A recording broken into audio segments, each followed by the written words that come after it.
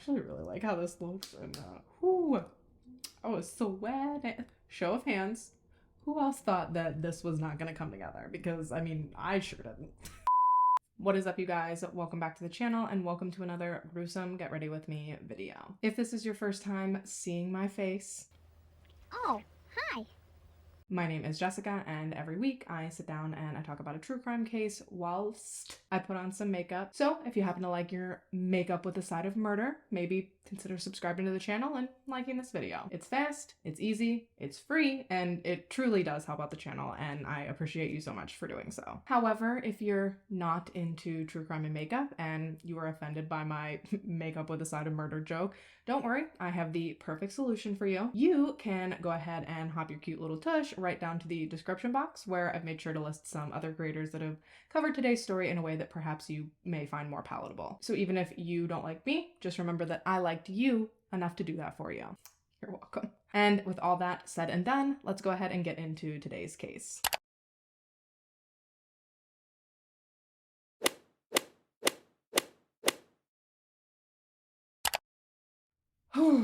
All right, so y'all, today's case is rough. Like, it's a lot. Today, we're going to be talking about, as the title suggests, two absolute skid marks on the underpants of humanity. Truly, the things that these people did were abhorrent, despicable, reprehensible, nauseating, repulsive, and downright unbelievable. The fact that humans could treat other humans the way that these two did is wow. When I say it's a lot, I really mean it. Multiple veteran investigators on this case either had to seek therapy following working the case, and some just downright retired, left the force altogether. Saw firsthand the incomprehensible levels of depravity that humans can truly go to, and they were like, I'm gonna head out. So consider yourself warned, because you're in for it. If you're sticking around, grab your vomit buckets and get ready to dishwash your brain, because this is the absolutely hellacious story of Dina Riley and Richard Davis. All right, so let's start with Dina. Dina Dolores Riley was born on July 3rd, 1966 in Independence, Missouri, and by her own admission, her childhood was great. Her parents were present and loving. They didn't drink, they didn't do drugs, and they treated Dina and her siblings really well. Her mom was a stay-at-home mom, and her dad worked full-time to support the family. There's really nothing about her childhood that would have given anyone any reason to believe that she was going to grow up to be an absolute monster. She was a relatively normal teenage girl. She grew up primarily in Kansas City, Missouri, where she attended Hickman Hills High School. And I mean, yeah, she partied and smoked a little weed, but like, how many of us didn't? Am I right? And again, I assume like most of us, her extracurriculars never really interfered with her studies. She graduated in 1983, no problem, and she really seemed to be on track to have a nice, quiet, normal life. A few weeks after her graduation, at just 17 years old, Dina married her high school sweetheart, Mark Riley, and over the next few years, the two of them started just churning out kids like there was no time to waste. Over a period of, I think, like 5 years, Dina gave birth to 3 daughters. And while everything seemed fine and dandy for a while, according to Mark, by the birth of their 3rd daughter, Dina seemed to just have grown really tired of being a mom. She just seemed to feel like she missed out on her youth by getting married so young and starting a family so young, and I guess she was really starting to regret it. So following the birth of she and Mark's 3rd daughter, Dina started frequently disappearing, sometimes for weeks at a time. And while she was gone, she was apparently out having a slew of affairs and doing just hella meth.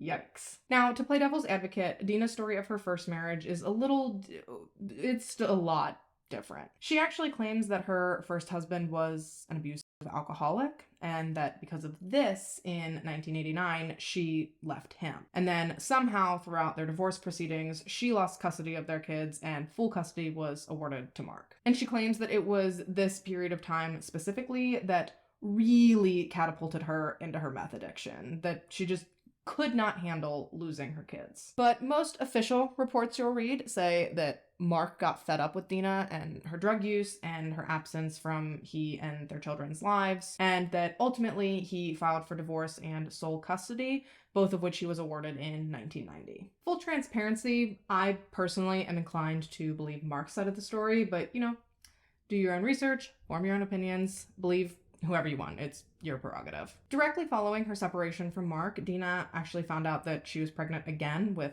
her fourth daughter. However, this baby did not turn out to be Mark's, and despite a brief period where she tried to hold down a job and make things work with this other man, eventually, after a lot of messy legal back and forth in 1996, Dina officially lost custody of her fourth daughter as well. And from there, Dina really spiraled. She ended up living in a pretty rough area of Missouri, right on the edge of Kansas City, and her life became a revolving door of short-lived jobs and crappy men. Dina didn't really seem to have any trouble obtaining a job. She worked at a toy store at one point, she worked at a donut shop, she worked at a dog grooming salon.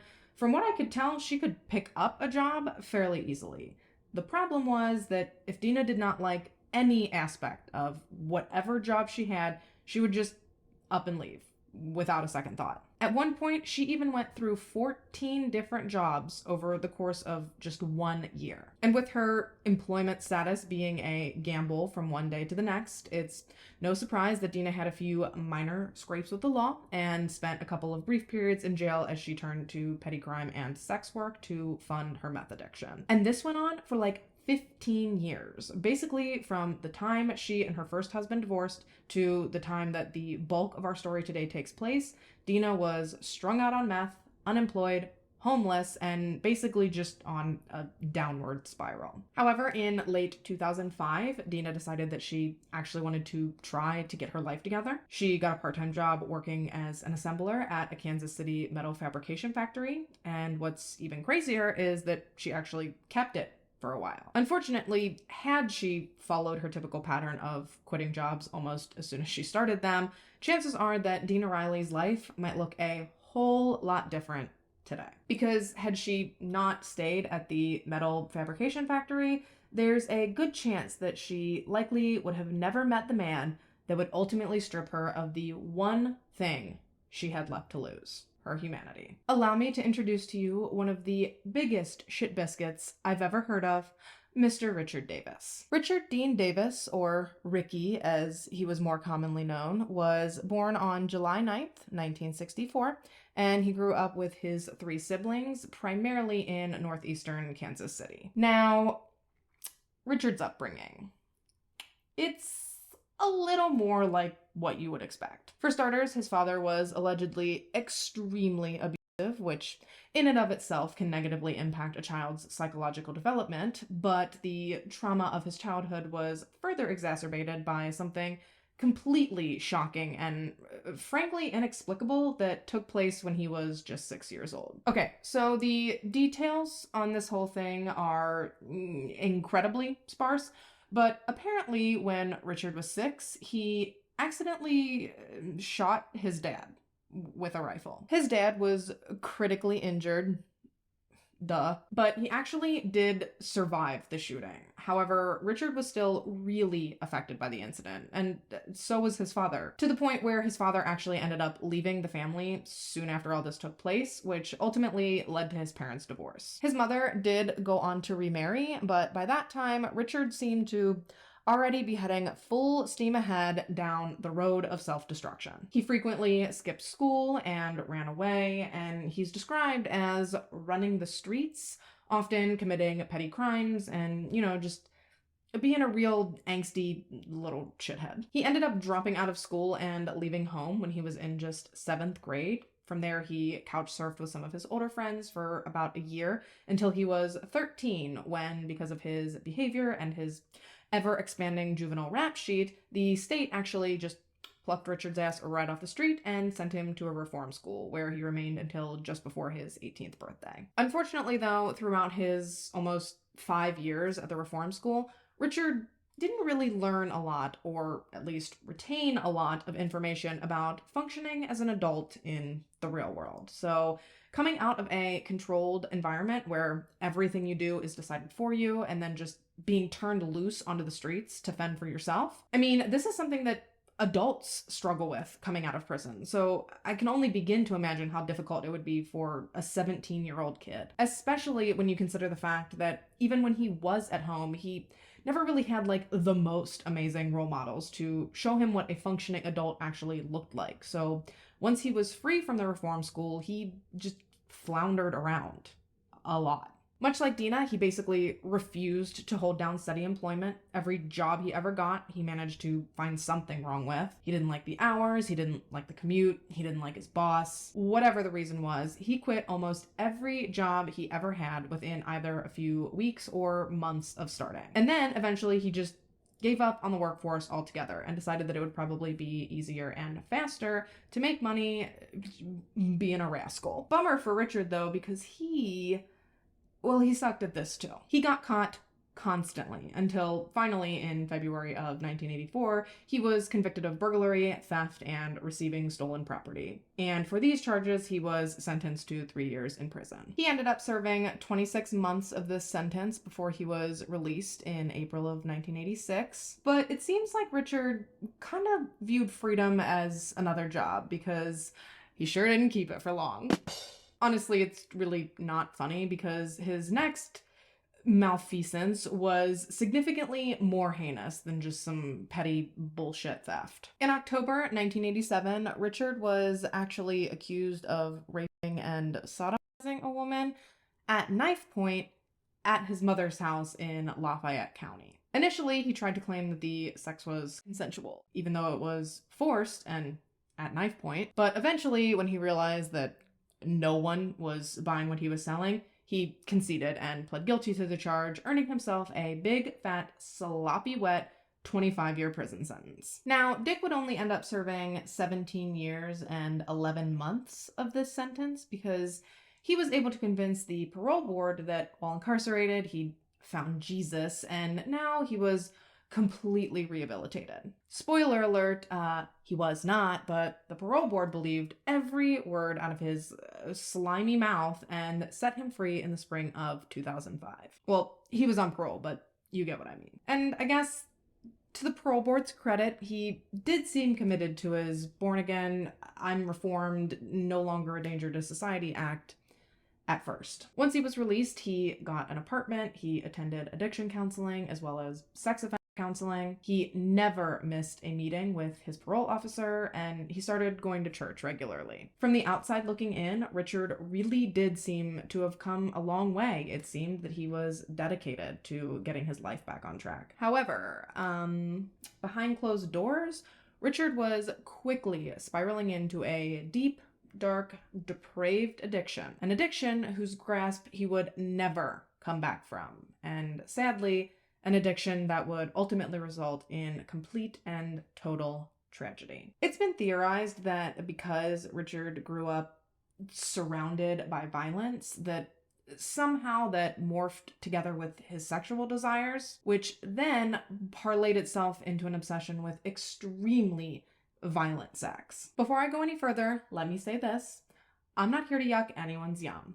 What you do in the comfort and the privacy of your own bedroom with other consenting adults, that is unequivocally none of my business. With that said, what we're talking about here with our old buddy Richard is not just S&M. First of all, S&M is consensual, and that was not what Richard was into. And second of all, while yes, S&M can involve one person inflicting pain on another, there are typically still mutually agreed upon boundaries and safeguards in place, which is very different from what Richard was fantasizing about. You see, Richard's deep, dark fantasies involved brutal, violent, abusive sex that, if he had his way, ended up with him strangling his partner to death. But that's not all. As Richard desperately tried to feed his nasty little desires, he began frequenting strangulation fetish websites and collecting videos that featured all these things he was into. And the more Richard was consuming this content, the more he started thinking that not only might he like to do these absolutely horrific things to his own sexual partners, but, he thought that he might also really like to film it so that he could have the memory of it forever, so he could relive it anytime his sick, twisted little heart desired. Which brings us full circle to where we left off with Miss Dina. Richard and Dina first met when she started working at the Kansas City metal fabrication factory. Like I said, she'd gotten a job as an assembler there in late 2005, and Richard had started working there shortly after his release from prison. Now, Dina has gone on record saying that initially she was so drawn to Richard because he just seemed stable. He didn't do drugs, he obviously had a job, he had an apartment, he had food in his refrigerator. I hope this doesn't sound mean, but given all of the truly horrendous relationships that Dina had in the past, it kind of seemed like she was willing to accept the absolute bare minimum from a partner. And as far as Richard goes, I can't say for sure what specifically drew him into Dina, but I can speculate that as someone who is described as having just the lowest self-esteem possible, I'm thinking Richard could probably smell that from 30 miles away, and he probably figured that he could pretty easily manipulate Dina into doing quite literally anything he asked her to. They were a match made in the murkiest depths of hell. And I don't know if they knew it at the time, but from the moment they met, their relationship was a ticking time bomb. After just a few weeks of knowing each other, Dina ended up moving into Richard's Independence, Missouri apartment, which was located at 1125 West Truman Road. It was a quaint, stately little house that had been split into separate apartments, which were then rented out by the owner of the home. Richard occupied the upper unit, and a woman named Carol Boydston occupied the lower one. When later asked about Richard, Carol told an inquiring news station that despite the fact that he was a little weird, Richard had always been really nice to her. Even living directly beneath him, Carol never saw any reason to believe that anything sinister was going on in the apartment just above her. Sure, she saw a lot of women coming and going, and she knew that Richard was a womanizer whom she clearly didn't want any kind of real relationship with, but she never could have imagined the true horror that was going on right above her home, right above the place where she felt the most safe in the whole world. So what exactly was going on up at Dick's place? I mean, he's dating Dina, right? So who the hell are all these women coming and going all the time? Well, from my understanding, and don't quote me on this, do your own research, but from my understanding, Dina was possibly posing as Richard's cousin. She would go out to her old stomping grounds, find desperate women that were strung out on meth, and she'd try and scrounge up phone numbers from any of these women who were willing to trade sexual favors to Richard for meth. See, Richard allegedly sent Dina out to do this because he knew that in the throes of addiction, a lot of times people will agree to do things for drugs that they wouldn't agree to do normally in a million years. Case in point, allegedly, when he promised Dina meth, she had no problem going out and rounding up other women for her boyfriend to sleep with. And again, when promised meth, these women would engage in horrible, awful, violent sex with Richard, strictly because they knew that it guaranteed them their next fix. It is just disgusting and vile that this man didn't even give a second thought to taking advantage of these struggling women for his own twisted and demented pleasure. And we're not even to the really bad parts, but we are getting there. So brace yourself. Okay, so February 2006, Richard's been sending his cousin out to round out phone numbers for him for, I don't know, a few weeks, I guess, when eventually the cousin obtains the phone number of a woman named Lori Dunfield. And in true gentleman's fashion, Richard calls Lori and invites her, a woman he's never met before, over for sex. Just super cash. However, what was not cash was pretty much everything else that happened from the moment Lori stepped into Richard's apartment to the moment she managed to leave. It started out seemingly innocent enough. Richard picked Lori up and took her to Wendy's, where they got some lunch, and then afterwards they went back to his apartment. It was about halfway through eating lunch when Richard decided to pop in a videotape, a little mid-meal entertainment. But what was on the tape took Lori completely by surprise. The tape that Richard had chose to play halfway through lunch with this woman he'd known for all of about 40 minutes was a sex tape he'd recorded of he and two other women having scary violent sex. And Lori, seeing this, is like, oh, cool, yeah, no doubt. Why? And that is when Richard, with zero hesitation, started explaining all of his deep, dark, disgusting fantasies to Lori. He just began openly telling this woman, who, again, I must stress, he had just met. He started telling her about how he wanted her to join him on this murderous sexual rampage. He told her that he wanted her to help him kill women during sex and then also help him get rid of the bodies. And Lori's like, excuse the fuck out of me? What did you just say? And Richard's like, yeah, it'll be great. We'll find a girl, we'll have a threesome, and then while she's, doing some stuff to you, you can just suffocate her. And obviously, we'll videotape all of this so that once she's dead and gone, then we can come back and we can rewatch it and relive it whenever we want. Now, Lori at this point is absolutely fucking petrified. And I mean, I don't think that any of us can blame her for that. She said that in that moment, she could tell just by the way that Richard looked at her and by the darkness in his eyes that he was absolutely 100% serious. So, fearing what might happen to her if she told him that he was insane and that she most certainly would not be doing that, Lori pretended to go along with it. She pretended that she was also totally into the idea. She even asked him, okay, so say we do this. How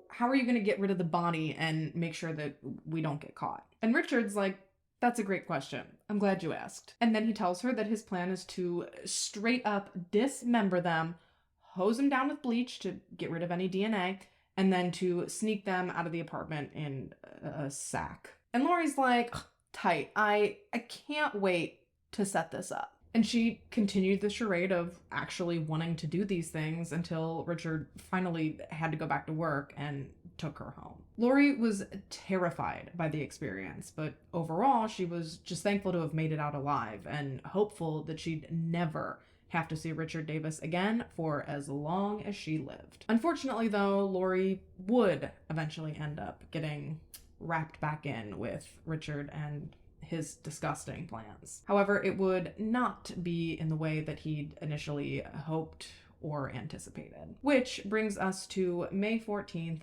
2006. A fisherman named John McGee was out at Snyabar Creek near the intersection of highways D and F, just about 5.5 miles north of Bates City. He was kind of just wandering around looking for a good spot to set up for the day when up on an embankment of flat area in the woods, he stumbled across a 3-foot by 2-foot hole in the ground that still had a shovel sticking up out of it. For a split second, he thought about using the shovel to dig up some worms to use as bait, but he just felt like the whole thing was kind of weird, so he decided against it, put the shovel back, and went on his way. And a few hours later, when he'd finished fishing, he walked back past the hole on his way back to his truck, but nothing had changed. The hole looked exactly the same as it had earlier, and the shovel appeared to still be where he'd left it. So he tried to brush it off and forget about it once he got home, but for some reason, John could not stop thinking about how weird the hole was. He was so perturbed by it that he actually mentioned it to some of his coworkers the next day, and even they thought that it sounded weird. I guess it must have been really weird for this specific area, because if somebody had come up to me and was like, dude,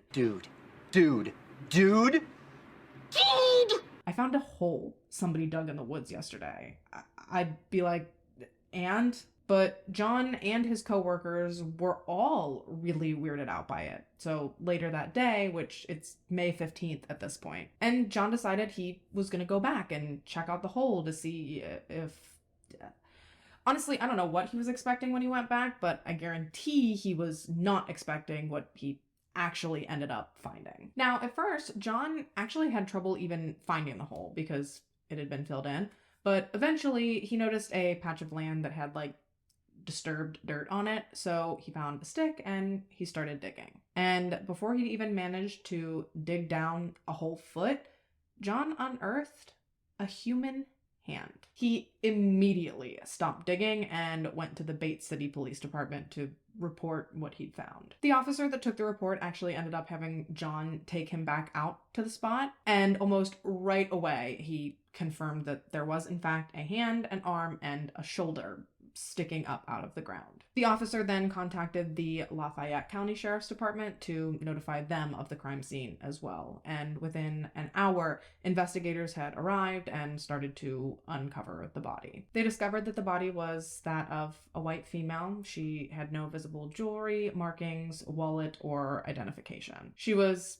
completely nude and had obviously been beaten, raped, and choked prior to being forcefully contorted to fit into the tiny grave she'd been found in. Frustratingly, though, there was virtually no evidence left behind on this woman. The investigators noted that her body seemed fresh in the sense that decomposition hadn't really started yet, and there were no traces of blood or fibers or anything on her body. She was incredibly clean. It seemed like whoever had taken her life had made damn sure not to leave anything behind. Following the discovery of the woman's body, she was sent to the medical examiner for an autopsy where they determined a number of interesting things. For starters, they were able to determine that although strangulation had been initially assumed to be her cause of death due to the extensive bruising around her neck, the woman had actually passed away from suffocation. They were also able to determine that the observation of the woman being clean was incredibly accurate, because she'd either been soaked in or, at the very least, wiped down with, any guesses? Bleach. Interesting, huh? And finally, most importantly, throughout the course of her autopsy, the medical examiner was able to identify the woman as 41-year-old Marcia Diane Spicer. At the time of her death, Marcia Spicer had been struggling a lot. She'd had a hard life from the start, as it was, described by some as fragile and emotionally stunted as a result of witnessing her mother's death as a child. However, she had been married, she'd had children, and she had tried to live a happy and normal life. She just wanted to be a good mother and a good grandmother. But in 2006, after going through a tumultuous and nasty divorce, Marcia was left fighting just to find her footing again. And unfortunately, throughout this painful time, in an effort to cope, Marcia had turned to and subsequently developed an addiction to meth. And she knew it was a problem, and she had every intention of addressing it. With the help of her daughter Betty, Marcia was trying to beat her addiction and trying to turn her life around, but obviously she would sadly never get the chance. Just before she was killed, Marcia was in the midst of making arrangements to move into her daughter's new apartment with her while she worked to get her life back on track. Her daughter moved into her apartment in March of 2006, and while she got it ready and in order for her mom to move in, Marcia was living with a man she'd been seeing named Willis Honeycutt. Hearing that Marcia was romantically involved with someone, police wasted no time heading out to Willis's home on May 17th to question him in regards to Marcia's murder, because let's face it, we all know that it's almost always the husband, boyfriend, romantic partner, and bummer for Willis, at first, he didn't look so good. When asked by police when he'd last seen Marcia, Willis told them that it had been a few days, and that the last time he'd seen her, she'd left with a man and a woman he'd never seen before, and that after that, she'd never come back. Willis even told police he'd gotten a weird and kind of ominous feeling about it when she'd left, but police were not buying it.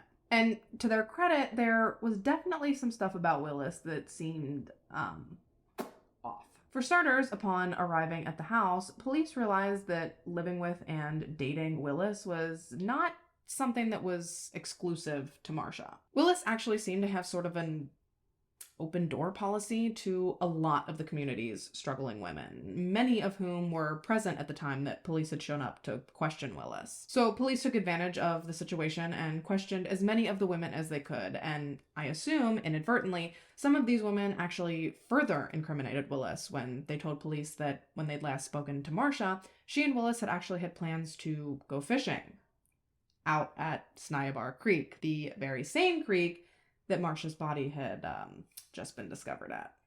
Uh-oh, Willis. And as if Willis didn't look bad enough, while walking around his property, police also discovered a shovel leaning up against the house that appeared to have recently been used, given the presence of like some fresh dirt on it. So at this point, I assume that police were like, oh, we fucking got him. I bet they were ready to nail him to the wall. But fortunately for Willis, that is when a guardian angel emerged and totally and completely saved his ass. And that guardian angel came in the form of Lori Dunfield. But real quick, I'm going to take my break, throw on my lashes, and when we get back, Willis becomes forever indebted to Lori.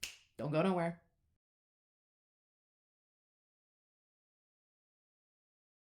All right, so because Lori and Marcia kind of ran in the same circle, that meant that they knew a lot of the same people and even had had a lot of the same experiences. So when Lori saw on the news that Marcia's body had been discovered, she couldn't help but wonder if maybe, just maybe, Richard Davis happened to be one of those experiences. This thought actually became so bothersome to Lori that she went to Willis's place hoping to talk to him and to get some answers. However, when she got there and she saw the police and saw how hard they were going in on Willis, she skipped right past him and went straight to the police and basically told them, like, y'all aren't even close. She told them that she firmly believed that they were chasing a dead-end theory and that she fully, deeply, and wholeheartedly believed she knew who was responsible for Marcia's death, and she was certain that it was not Willis. But remember, at this point, they're like almost tunnel vision status on Willis. They think that he is for sure their man. So they're like, why on earth should we believe you? And Lori's like, I am telling you, I hooked up with this guy who told me that he wanted to make a tape of himself killing women during sex, and that afterwards he was going to get away with it by bleaching the body and dumping it in the woods somewhere. And as soon as they heard what Lori had to say, specifically the whole washing the body down with bleach to destroy evidence thing, they were like, sorry, Willis, have a good day, my guy. Because there was just no way that anyone who wasn't involved in the investigation would have known that Marcia's body had been cleaned with bleach, and knowing that there was a man out there that had flat out told someone that that's how he would get away with murder, they really could not overlook that, obviously. They actually ended up right then having Lori take them to Richard's apartment so that they could, kind of scope out the area and get a lay of the land, if you will. Eventually, they contacted the Independence Police Department for assistance, and finally, at 9:30 p.m., Independence officers arrived and knocked on the door to Richard's apartment. And by this point, they'd done some recon on our old pal Dick, so they knew going in that he was on parole after serving time for a rape. So they were hyper vigilant going in, just eyes peeled for even the teeniest, tiniest little thing that might be out of place. When Richard answered the door, he invited them in and he led them into the kitchen as they began talking. And while Richard chatted with one of the investigators, the other one asked Richard if it would be okay if he did like a quick walkthrough of the apartment. Not like an extensive search or anything, just a cursory glance, which Richard said was fine. However, he did tell the investigator that Dina was there and that she was wearing not so much clothes. And sure enough, right as he started on his way through the apartment, the second investigator ran straight into Dina, wearing nothing but her unmentionables. He politely requested that she cover herself and go sit on the couch to wait for him to come back, which she did. From there, he continued through the apartment and past the bedroom where he noticed some very interesting and slightly disturbing things. First of all, he noticed that there was a video camera in the bedroom that was positioned so that it was pointing right at the bed, which in and of itself wouldn't be a big deal if you're into that kind of thing, but it definitely caught the investigators' attention because it corroborated parts of Lori's story. So could it be that there were other parts of her story that were true as well? It certainly seemed that way when, upon peeking a little further into the bedroom, the investigator discovered a notebook with words like sexual desires, choking, chasing, and victims scribbled in it. There was also clearly visible porn and marijuana, both of which directly violated Richard's parole. So at that point, the investigator had seen enough. He felt strongly not only that they were on the right track, but also that they had enough probable cause to obtain a search warrant. So he goes back to the other detective who's trying to get Richard to agree to go down to the station for an on-record interview. I mean, he was still playing it cool. He just told him that his name had come up in an investigation and that he thought it would be easier to go down to the station to talk. But by this point, Richard was kind of spooked, so he asked if he could call his lawyer first, which obviously they let him do. And while Richard was out of the room, the second detective started telling the first detective all about what he'd found in the bedroom and how he thinks that they are definitely onto something. So when Richard came back, he couldn't get a hold of his lawyer, by the way, so he refused to go down to the station to be questioned. But police were like, that's all fine and well, but we are going to need you to grab a few things and get the fuck out because we're going to try and get a search warrant for the apartment. Now, the investigators fully intended to have that warrant encompass not only the apartment, but also Richard's light blue Toyota. So Richard and Dina were not able to leave immediately. They actually ended up having to call Dina's friend Shelly to come and pick them up. And it was while they were all standing out in front of the apartment waiting for Dina and Richard to get their ride that one of the detectives was like, before you go, y'all know Marcia Spicer? And immediately, Dina and Richard's demeanor flipped. They both seemed kind of nervous the whole time, but when the detective mentioned Marcia, they both had trouble maintaining eye contact, and they denied knowing Marcia or even anyone matching her description. They were clearly a little edgy when the discussion shifted to Marcia and the fact that the whole investigation was a homicide investigation. So they must have been very relieved when Shelly pulled up and they got to dip the fuck out. Now, there is a whole lot of criticism directed at the investigators over the fact that they let Richard and Dina leave. I'm going to get into that more later, but just remember that, okay? They were allowed to leave while investigators waited around for the warrant to be issued. It actually took investigators 2 separate tries to get the search warrant approved. The first request was denied, and the second request wasn't approved until the middle of the night between May 18th and May 19th, and it was finally executed early in the morning on May 19th. From Richard's god-forsaken wasteland of an apartment, police initially seized the video camera, as well as some videotapes from on top of the dresser and from under the TV. The tapes were brought back to the police station for viewing, and on 2 tapes in particular, what investigators saw was so graphic and so disturbing that almost immediately there were discussions of offering counseling to the detectives who had viewed the tapes. These tapes were cataloged into evidence as items 26 and 31. On the first tape, tape 26, which had actually been recovered from inside the VCR in Richard's bedroom, police found horrifying and vile footage of Richard and Dina raping, beating, strangling, and torturing Marcia Spicer. For much of this ordeal, Marcia's eyes were duct taped shut and her wrists were bound behind her back. And for just over an hour, 1 hour and 8 minutes to be exact, Marcia Spicer was repeatedly sexually victimized by both Richard and Dina in every possible way you could even begin to imagine, all while continuously being beaten and strangled. And while obviously police were shocked and disgusted, outraged and appalled by what they saw on tape 26, I think what they found on tape 31 shocked them even more. Tape 31, again, showed graphic and disgusting footage of Richard and Dina raping, beating, strangling, and torturing a completely different woman. And this tape had been filmed a month earlier on April 8th, 2006. The woman was put through the same horrific torture that Marsha was. Her hands were bound, this time with yellow speaker wire, and she was subject to unspeakable brutality. It would actually come out later that this woman had been put through days of this hell before Richard and Dina took her life, and as if everything we've just gone over wasn't disturbing enough, throughout the course of video 31, Dina and Richard were heard on multiple occasions saying that they wished the woman was a child. Disgusting! Yeah, these people are absolute fucking monsters. And now police not only have to go after them for Marsha's murder, but they also need to try and identify the woman on tape 31 so that they can charge them for what happened to her as well. The problem was they had absolutely no idea who this poor woman was,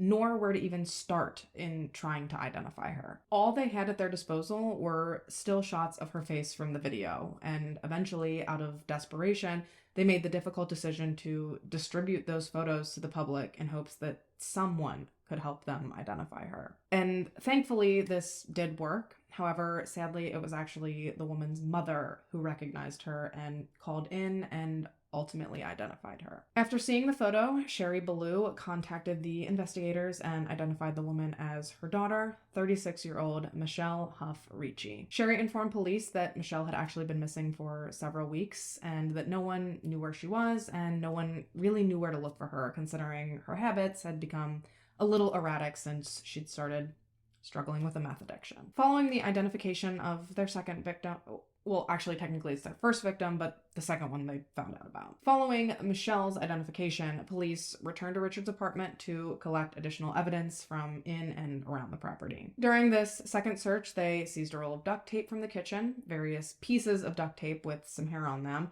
several prescription pill bottles, numerous controlled substances, and a receipt with the name Marsha and a phone number written on it. Oh, and they also took skin lotion that was seen used as lubrication on the videos.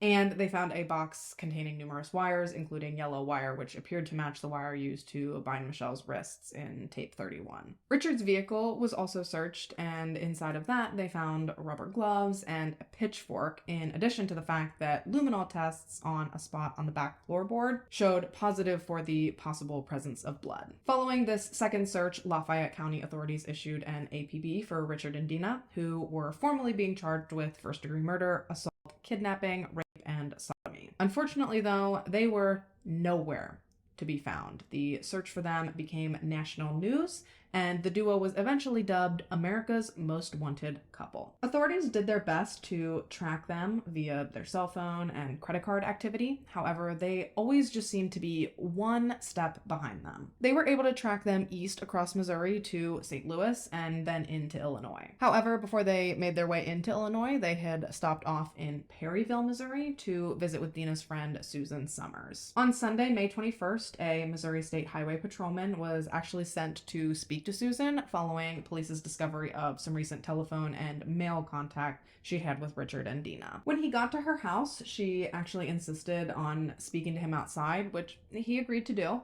But after almost a half an hour, he asked her if he could go into her apartment, which she said was fine, but that she wanted to go in for just a minute first. That's suspicious.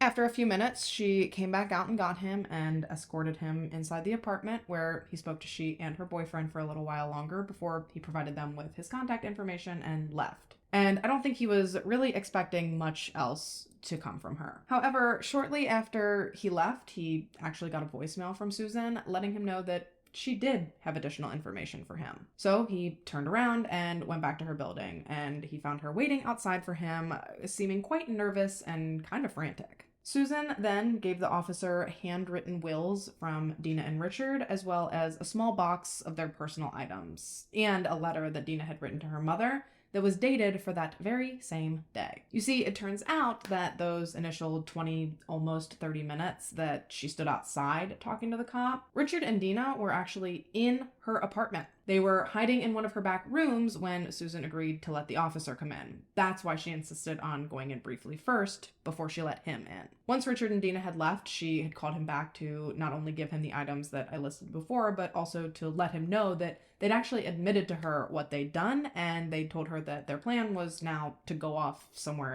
and kill themselves. Hearing this, the highway patrol officer alerted local law enforcement agencies to be on the lookout for these two. Sadly, though, authorities would not track them down fast enough to prevent them from completely destroying one more innocent life. Following their visit with Susan, Dina and Richard had actually backtracked west back into Kansas City, where they bought some meth before they headed down south to Arcadia, Kansas, where on May 24th, they showed up uninvited on the doorstep of Richard's sister, brother-in-law, and 5-year-old niece. Now, somehow, despite Richard and Dina's wanted photos being plastered all over the country, apparently, Richard's sister and her husband were completely unaware of the allegations against Dina and Richard. So after listening to an over-the-top and elaborate explanation of how he'd been reformed, and after hearing all about his newfound Christianity, Richard's sister and her husband had no reservations about letting him and his girlfriend, whom they'd never met, bunk up in their house for the night. The next day, around 11:30, the group decided that, you know what? They wanted to head to McDonald's for lunch. So they drove caravan style with Richard's sister and husband in one car and Dina and Richard and his 5-year-old niece in the other. Richard's sister and her husband thought the plans were pretty straightforward. They were going to make the 20-mile drive to McDonald's, eat, make the 20-mile drive back. Simple as that. However, somewhere along the way, Richard pulled over to let his sister and her husband know that their car had actually decided that they did not want McDonald's anymore. They wanted to go get something different. So instead of the 5 of them all together deciding on somewhere else to go eat, Richard's sister and her husband gave their daughter permission to go to lunch with Richard and Dina, as long as they promised they would drop her off afterwards, which they agreed to do.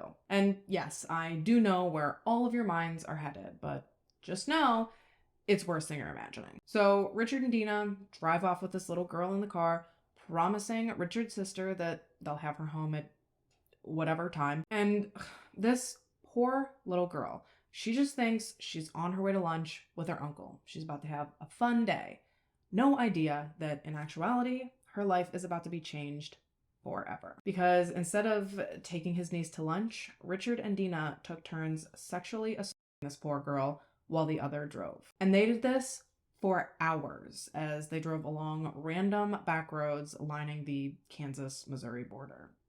Horrific, I know. And it wouldn't be until they missed the drop-off time they'd agreed on with Richard's sister that the little girl's mother would start to realize that she had made an unimaginable mistake. When Richard and Dina didn't show up with her daughter at the time they'd promised, Richard's sister called the police and she explained the situation. And that was when the police informed her that not only were her brother and his girlfriend fugitives, but they also gave her the devastating news that she had unknowingly sent her daughter off with 2 sadistic, depraved sex killers. And I don't know about you, but I literally cannot imagine finding out anything worse. Meanwhile, Richard and Dina are driving around still with this little girl, only now they're swallowing handfuls of pills and doing boatloads of meth because, as it turned out, they still had every intention of offing themselves to avoid being arrested. Now, why they couldn't have done this the day before instead of heading down to Arcadia to ruin his sister and her daughter's lives forever,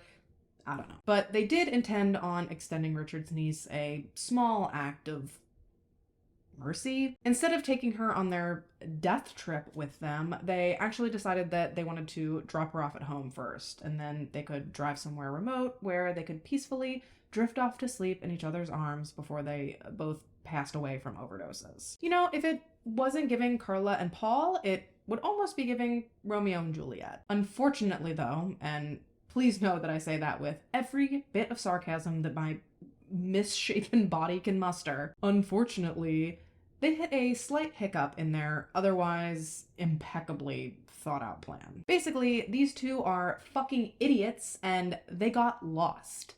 They drove around these back roads out in the boonies for so long that they quite literally could not find their way back. So you know what they did? They called 911. Yes, the two most talked about and most wanted fugitives in America at that time voluntarily called 911 on themselves in hopes of getting directions. Y'all, I'm telling you, I cannot with these two. In fact, I cannot so hard that I'm actually going to go ahead and take another quick break while I throw on my lip color. And when we get back, Dumb and Dumber finally get arrested.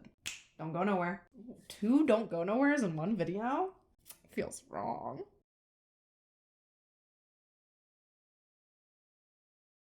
Okay, so Richard's call connected to an operator in Barton County, Kansas at 4:40 p.m. And through drug-muddled words, Richard tried to explain to the operator what was going on and that he needed directions, but the operator was having such a hard time trying to decipher what Richard was saying that Deputy Vincent Ashworth actually offered to see if maybe he could help. He got on the phone, and over the following 20 minutes, he was passed back and forth from Richard to Dina, back to Richard, back to Dina, just round and round while they tried to explain that they were in the process of trying to end their lives, but that they wanted to spare the life of Richard's niece. And Ashworth, who was actually familiar with the case against Dina and Richard, tried to talk them down. He asked them why they wanted to end their lives, to which Dina responded, quote, "We've done a lot of bad things, and we don't want to be caught by anybody. We're going to end this before anybody gets to us," unquote. Ashworth stayed on the phone with Dina as she screamed at Richard, who was nodding out and driving like a complete maniac, to wake up and stay on the road. Dina was trying to find either a landmark or a street sign that she could relay to Ashworth so that maybe he could help them determine where they were and how to get to where they wanted to go. Finally, Dina did manage to find a street sign that immediately let Ashworth know exactly where they were. However, as officers raced in that direction in hopes of apprehending the two,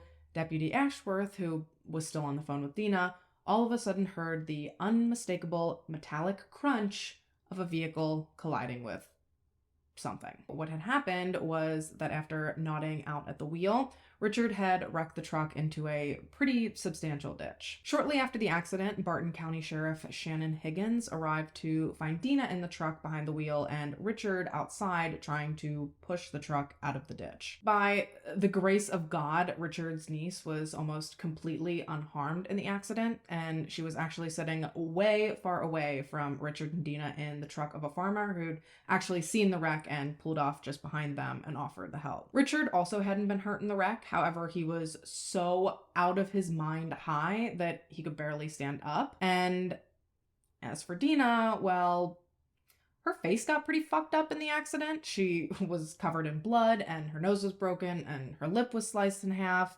It really seemed like her face had bore the brunt of the impact. Isn't that sad?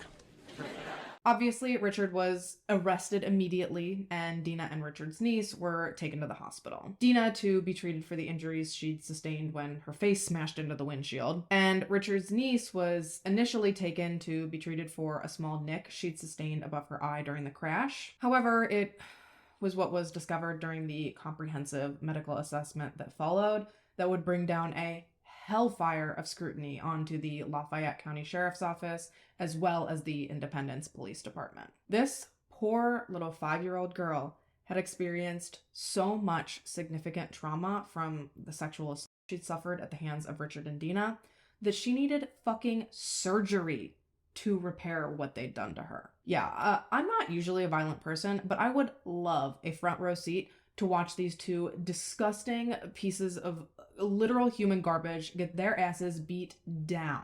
Anyway, like I said, it was what happened to this poor innocent little girl that caused the law enforcement agencies to receive some serious backlash for their decision to let Dina and Richard go on their merry way while they waited for the search warrant for the apartment. The general consensus was that they should not have been able to leave the apartment freely that day, that they should have been either temporarily detained or just flat out arrested, and that if they had been, that the little girl would not have had her life completely and totally destroyed. In response to the public scrutiny, Lafayette County Sheriff Carrick Allenbaum went on the record to say, quote, "Hindsight is a wonderful thing.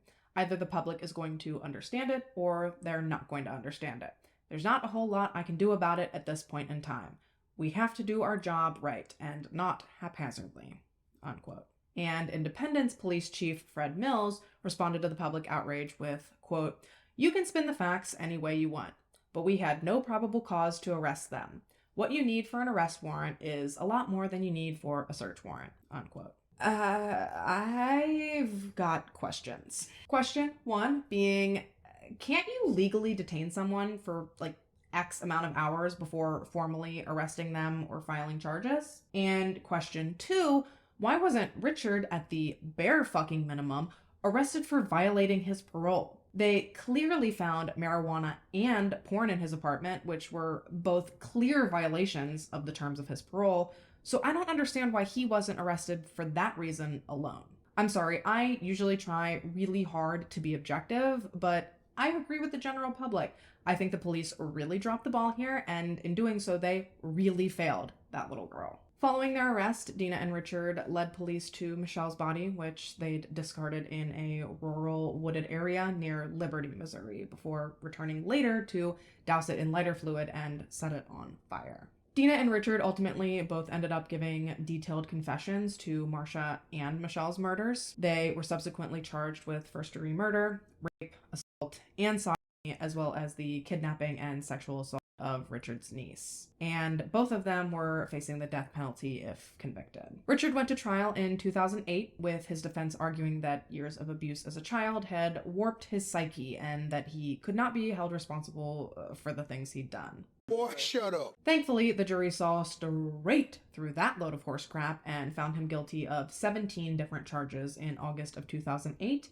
and he was sentenced to death. Following Richard's trial, Dina actually opted to take a plea deal. She claimed that she took the deal because she wanted to spare the victims' families, as well as her own family, the anguish of a trial, but I'm inclined to believe that she saw Dick get the old DP, and that made her feel way less confident about rolling the dice where her own fate was concerned. But of course, that's just my speculation. Regardless, whatever the true reason behind her plea deal, Dina Riley was sentenced to 2 life sentences without the possibility of parole, which she is currently serving out at the Chillicothe Correction Center in Chillicothe, Missouri. She claims to be remorseful, and she insists that at the time of the crimes, she was so methed out and entranced by Richard that she couldn't help but simply go along with whatever he wanted. But if you ask anyone that had the misfortune of having to view the videotapes of what these animals did to these poor women, they will die on the hill that Dina was a willing participant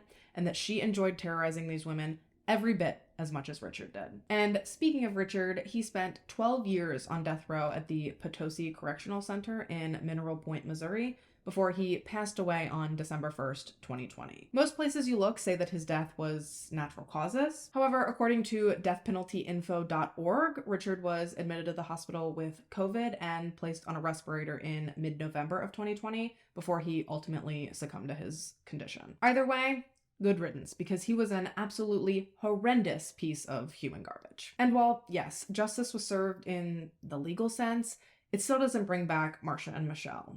Nor does it cleanse their families' minds of the absolute horror they have to now live with, knowing that their loved ones suffered through during their final moments. I don't know, like I said at the beginning, this case is a lot. It took me over 3 weeks to compile all this information and to put it into a video outline because it's just horrible. It makes you sick to your stomach. I spent hours combing through court documents, many of which went into explicit detail of exactly what they did to Marcia and Michelle, and it is just absolutely fucking horrific. So no matter how sympathetic Dina wants to try and appear, I personally cannot imagine anyone really giving a shit. Rest in peace to Marcia and Michelle. They were both incredibly loving mothers who just so happened to fall on hard times, and because of that, they were practically hunted by these 2 disgusting, idiot garbage trolls. You can tell by listening to their children in interviews that they were so important to their families and that they remain cherished and remembered by them